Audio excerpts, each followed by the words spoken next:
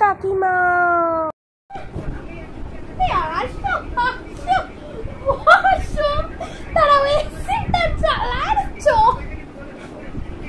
দেখো টিভি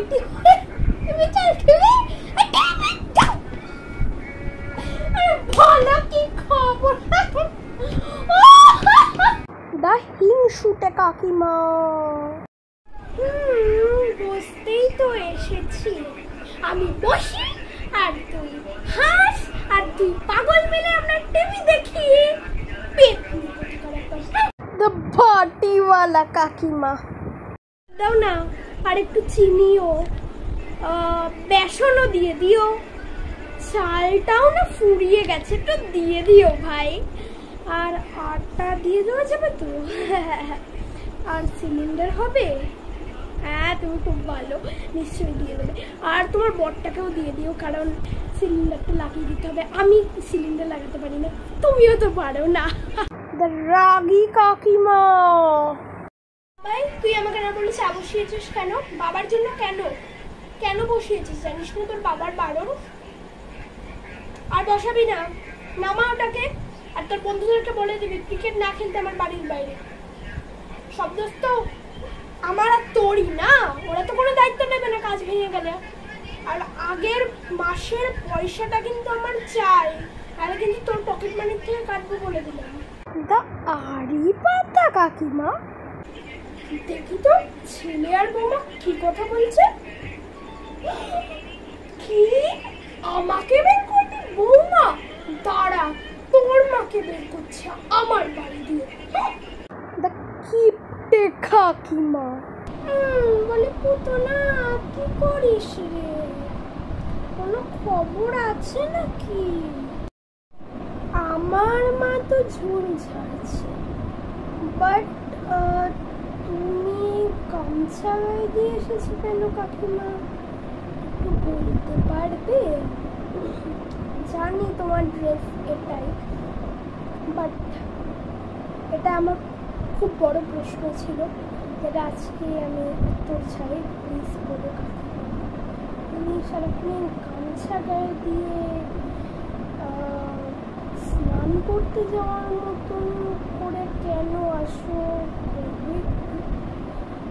না মানে জানলে ভালো হতো। আমি না পয়সা বাঁচাতে ভালোবাসি, তোদের মতো না। জানি তো তুমি কিপটে, বলি তোরা হবে কিপটে তবে রে। বাবারে পালা এখান দিয়ে। শুধুই অভিযোগ কাকু। তোমরা যখন ছাদ ঝাড় দাও তার ধুলোটা আমাদের বাড়ি এসে পড়ছে কেন? তোমরা যখন ছাদ ধোও সেই জলটা ছিটে আমাদের বাড়ির দেওয়ালে এসে কেন পড়ছে? আমার নতুন দেওয়াল খারাপ হয়ে যাচ্ছে, এসব মানা যাবে না। এই যে তোমাদের বাড়িতে লোক আসলে আমাদের বাড়ির সামনে বাইকটা দাঁড় করায় কেন? তোমাদের ছেলের পার্সেল যখন দিতে আসে তাহলে আমাদের বাড়ি এসে বেল বাজায় কেন? তোমরা যেই বাহার করে শুটকি মাছগুলো রান্না করছো ওর গন্ধটা আমাদের নাকে আসছে কেন? আমাদের বাড়ির দিকে যাচ্ছে কেন? হ্যাঁ, তোমাদের এই নতুন এসির জলটা গড়িয়ে গড়িয়ে আমাদের জানলার দিকে পড়ছে কেন? আমরা রাতে ঘুমাতে পারছি না। তোমাদের বাড়ির কুকুর এসে আমাদের দরজায় টয়লেট করে দিয়ে যাচ্ছে কেন? এই তোমরা সকাল সকালে তো গান চালাও কেন গো?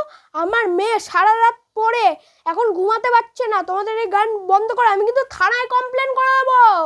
তোমাদের গাছের ডাল আমাদের বাড়ির দিকে আসছে কেন গো এরম এরম ভাবে? আমি কিন্তু গাছ কেটে দেবো বলে দিলাম। আমরা ভেজিটেরিয়ান, তোমরা মাছ মাংস রান্না করলে আমাদের নাকে গন্ধ আসে, তোমরা মাছ মাংস রান্না করবে না, আমাদের মতন ভেজিটেরিয়ান হয়ে যাবে। এবারে তো শীত পড়েছে কেন? তোমরা আমার বাড়ির পাশে কেন থাকো? তোমরা নিঃশ্বাস কেন নিচ্ছ?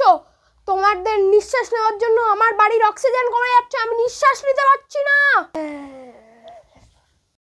কই গো বাবু মা, বাড়িতে আছো? আরে রোহনের মাঝে শুনেছিলাম তোমরা নাকি ঘুরতে যাচ্ছ। এই তো ডিসেম্বরের 1 তারিখে কাশ্মীর যাচ্ছি। শোনো বাপু, আমরা হলাম প্রতিবেশী, আমরা নিজের দুঃখ সবাইকে বলি, শুনলে? জানোই তো আগের সপ্তাহে আমার ছেলেরা বাড়ি বউ ঘরে তুলেছে বিয়ে করে। মেয়েরা তো নিতেই হবে বলো, ভালোই বড় লোক মেয়ে, ইঞ্জিনিয়ার। ভাবছি সামনের সপ্তাহে সেরে নেবো বউ ভাতটা। তাই তোমাদের বাড়ির থেকে মাত্র একজন মানে দাদাকে বলতে এলাম, তো পাঠিয়ে দিও। আর বাবু না হয় ওই একটু কি বলে রিল টিল করে দেবে, এখন যেসব করছে মেয়েরা, একটু ভলক ঠলক করে দেবে যেসব করে। আমরা বাবু আর ক্যামেরা বলছি না, বৌমাকে একটু সাজিয়ে দেবে, ঘর বাড়ি একটু সাজিয়ে দেবে, ফুল ফাল আনবো, একটু খাটটা তো একটু সাজিয়ে দেবে না, খাটটাও সাজিয়ে দেবে, ফুল ফাল এনে দেবো। আর একটুখানি মেহেন্দি পরিয়ে দেবো বৌমাকে, বাবা তো মেহেন্দি পরে আসেনি, মেহেন্দিও নেই। কাকে বাবু ঠিক আছে দিদি, হয়ে যাবে, ও করে দেবে, তোকে যেতে হবে না, তুই মামার বাড়ি চলে যাস, কিছুটা বাহানা দিয়ে দেবো ওখানে। হ্যাঁ হ্যাঁ বৌদি, হ্যাঁ হ্যাঁ হ্যাঁ, কিন্তু এখন হ্যাঁ বল। ঠিক আছে আন্টি। কিরে বাবু, পেঁয়াজ নিতে আসলি? হ্যাঁ কাকু। কটা? দুটো। দুটো নেবে? তা কটা নেব বল তুই? চারটে নিবি? জিজ্ঞেস করলে কেন, দাও চারটে। আচ্ছা, আর কিছু লাগবে? না না। আলু নে না, আদা না, রসুন না, বেগুন ধর আমার লাগবে না, ছাড়ো তো। আরে অন্তত পেঁয়াজটা তো নিয়ে যা, ধের আমি খেয়ে নি।